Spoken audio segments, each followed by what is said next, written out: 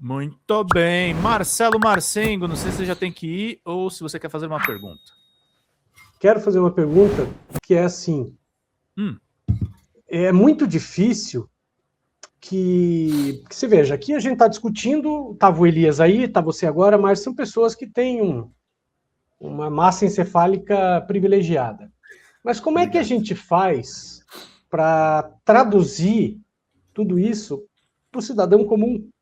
Porque uma coisa que eu percebo, e obviamente não sou só eu que percebo, é que a extrema-direita ela cresceu brutalmente por causa da facilidade do discurso dela. E isso atinge a tiazinha, aí a gente fala do pobre de direita, mas, porra, é o discurso que ele consegue entender. O que está acontecendo com a esquerda? E é um troço que eu critico o tempo todo, desde Priscas Eras. O que está acontecendo com a esquerda que é complexa? A esquerda gosta de ouvir a própria voz? É esse o problema? Que ela adora parecer inteligente e tal, sabe? O que nós vamos fazer para falar a língua das pessoas? E esta porcaria não ganha eleição. O voto do próprio político, Exatamente. Né? O alto voto não ganha eleição. A gente tem que ser pragmático, Exatamente. Marcelo. A gente tem que focar no que está tocando, que está causando dor no povo. E o que causa dor no povo é a gente dizer ao povo que o dinheiro dele não está sendo administrado pelo governador nem pelo presidente. Que o dinheiro dele está sendo administrado por gente que é de facção criminosa. Ele que sai de manhã todo dia de casa e fica puto da vida de ter um cara de fuzil na porta da casa dele, de deixar as crianças dele em casa, sem uma perspectiva de ter a tecnologia à sua disposição, de ter um projeto cultural, de ter a capacidade dessa criança sonhar com um emprego de qualidade, ele precisa saber que ele sai puto, aí ele é coagido a fazer a votação em figuras e em pessoas que estão lá na LERJ fazendo parte, passando informações para esse mesmo cara que segura o fuzil lá na porta da casa dele. A gente precisa reocupar os territórios. Isso significa claramente voltar a discutir com as pessoas, voltar a falar em emprego, voltar a falar em renda, voltar a falar em oportunidade. Essa molecada precisa voltar a sonhar.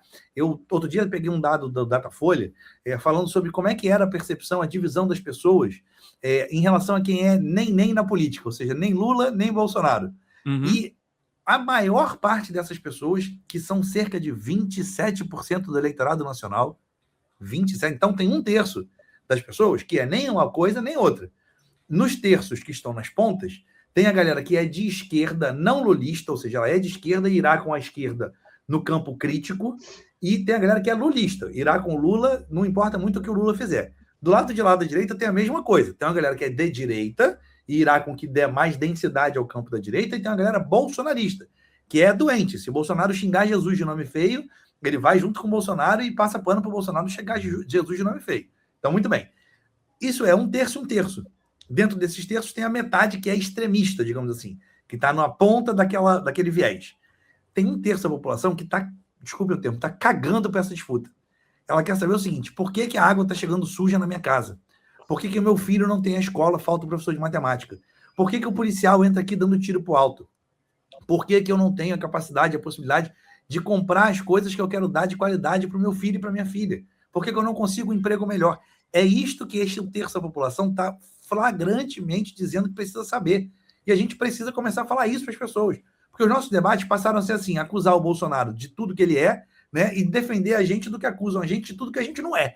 Então, a gente tem que parar de sair desse lugar, Marcelo, e conseguir fazer uma disputa, Vinícius, que seja disputa do que toca a realidade das pessoas.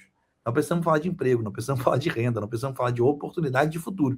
Por que a direita foi tão bem nesses últimos tempos? Porque eles se apropriaram do último elemento de esperança de qualquer cidadão que tenha crença religiosa: é a religião.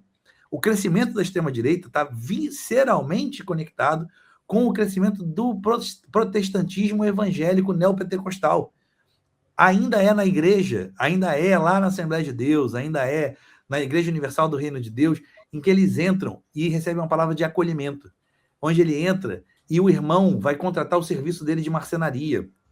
Nós aqui, muitas das vezes, fechamos os olhos para o amigo que está vendendo, e vou ficar aqui no meu setor de jogos, quando alguém lança um jogo novo, a gente olha para o jogo estrangeiro e não olha para o jogo do amiguinho aqui do lado, do Rio de Janeiro, que está lançando o seu próprio jogo. Então a gente precisa criar grandes redes de apoio, porque as pessoas ficam onde elas se sentem acolhidas. Está faltando, para retomar minha fala lá atrás, está faltando a gente se amar, está faltando a gente se apoiar, está faltando a gente se ver, e a partir disso é que a gente vai conseguir voltar a conquistar mentes e corações para um futuro que não é longe, não é distante, é agora que precisa ser cheio de oportunidades para essa galera. Nós não podemos abrir mão disso, Marcelo. A gente tem que estar nessa disputa todos os dias. E ela envolve estar na rua, estar nas redes, estar em todos os espaços que a gente puder, falando de oportunidade, não só xingando o outro, não só diminuindo, não só atacando o outro, que é importante para a gente desfazer as mentiras, mas fundamentalmente fazendo com que a gente possa conviver com quem é nosso irmão, quem é nosso compatriota, e que a gente possa dar para eles uma visão de futuro, e de alegria e de oportunidade para a gente poder sonhar mais alto. Márcio, por que você decidiu ser pré-candidato? Porque eu sou maluco. Próxima pergunta. Foi a resposta mais honesta, hein? Você podia contar uma historinha. Não, teve uma ideia. Você quer uma historinha? Eu posso contar uma historinha, mas acho que a resposta mais sincera, Vinícius, Marcelo e Pedro, é porque participar. Que eu acho que é uma pergunta de quase 100% de todas as pessoas que estão nessa live, né? O Vinícius eu tenho certeza que é jornalista porque é maluco que nem eu. É isso. Todos nós temos de alguma maneira, a gente teve a oportunidade, a graça divina de fazer aquilo que a gente ama, né? Cada um de nós aqui, de alguma maneira, achou caminhos para fazer aquilo que a gente ama.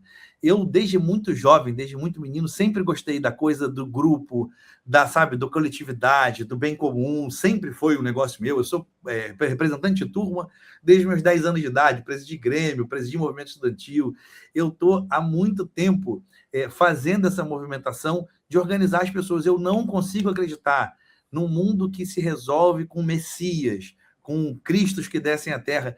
Ele é fruto da coletividade. Neste momento, Pedro, Vinícius e Marcelo, a gente acumulou em volta do meu nome um conjunto de condições que nos permite sonhar com uma candidatura que fale de um plano nacional de desenvolvimento localizado no Rio de Janeiro, que tenha como vetor a tecnologia, a cultura, representada como totem máximo a partir dos jogos eletrônicos, para que a gente possa mudar o estado do Rio e, a partir do estado do Rio, ser um farol para o resto do país, porque a gente conseguiu acumular condições políticas e materiais para poder fazer essa disputa. E eu tenho dito, a gente que está na política, que está frequentando a política, né, que está nas associações, está nos espaços da coletividade, a gente não pode mais se furtar a fazer a disputa política institucional.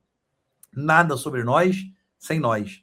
A gente tem feito um processo de buscar aliados, de construir alianças, de ver quem é perto da gente, quem é próximo da gente, quem pode acolher a nossa pauta. No Brasil, 80% das pessoas se reconhecem como pessoas que gostam desse universo dos jogos, que gostam desse universo do entretenimento. 43% reconhecem esse universo como central na sua vida. É onde elas gastam o tempo livre que elas têm. Ora, se a maior parte do povo reconhece na tecnologia e na cultura, nos games, que são essa tecnologia portadora de futuro, um elemento de identidade própria, é a partir daí que a gente deve construir os embates políticos e o posicionamento de uma nação que se pretenda soberana, utilizando esse elemento de tecnologia portadora de futuro para garantir que a gente atraia novamente essa juventude, que é nem Lula e nem Bolsonaro, ou que eventualmente é lulista também. A gente está aqui de braços abertos para poder convidar a esquerda a construir esse novo futuro, né? E, obviamente, construir também para essa juventude que é nem estuda e nem trabalha. E eu gosto de dizer, eu tenho brincado com isso, eles nem estudam e nem trabalham, mas também a gente quer que eles estudem como no século XV e que eles trabalhem como no século XII. Aí fica muito difícil da gente querer que eles que sonham sonhos que eram inimagináveis até então possam querer conviver com a gente. Nós precisamos trazer esses sonhos e essa realidade que é deles para dentro desse universo da política, para renová-la, para conseguir reoxigená-la e para garantir que a gente tenha, de fato, um novo futuro e um novo presente, né, pela frente, a partir dessa juventude que hoje se organiza tão bem nesses espaços digitais de convivência, de conexão e de muita empatia. A gente não pode esquecer disso. Fica muita coisa do Red Pill, dos ataques, né? O público gamer é de extrema-direita. Não, tem uma extrema-direita que tá no público gamer, que é barulhenta, mas ela não é a maioria. A maior parte de nós se ajuda, faz live solidária, troca informação, joga em conjunto, é empática. Então a gente está aí para poder organizar esse povo e é por isso que essa candidatura está no ar. É uma resposta melhor do que sou maluco, né? Mas eu também sou maluco. Fala, galera da Folha TV, não se esquece de se inscrever aqui no nosso canal para assistir programas como Folha Notícias Manhã, Folha Notícias Noite, o nosso Folha Entrevista e o nosso Barzinho das Meninas. Muitas coisas bacanas a gente acompanha por aqui e a gente precisa muito, muito do apoio de vocês para nosso trabalho jornalístico, investigativo, de curadoria de conteúdo, com vocês ajudando no nosso Pix, folhademocrata@gmail.com, ou mandando superchats, valeu demais, e os recursos financeiros, tornando-se membro do nosso canal, no nosso curso de jornalismo básico, para você ficar muito bem informado a respeito de tudo. Queridos e queridas, muito obrigado pela presença de todos vocês. Vida longa e próspera. Cuidem-se, cuidem dos seus e não esquece de se inscrever aqui na Folha TV. Até mais!